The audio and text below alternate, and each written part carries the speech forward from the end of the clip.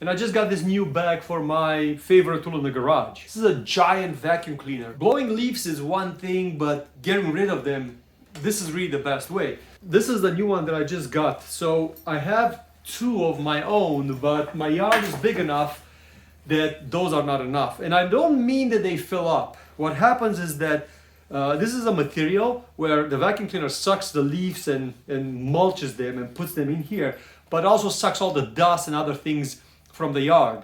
And this one clogs up, the pores in the material clogs up. So what I usually do is I get multiple of these. I have maybe 4. So it's a quick disconnect to the leaf blower.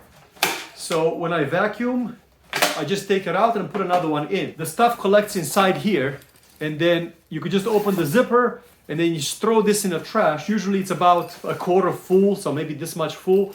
And then you throw this in the trash, and then I put these in the washer. Then they come out basically clean. Like these are washed already, and as you can see that these, you know, they still have like a little bit of a stains here and there, but this is cleaned out. The reason that I like this new bag is because I found these on Amazon, and they're a lot more affordable than buying them from the local shop.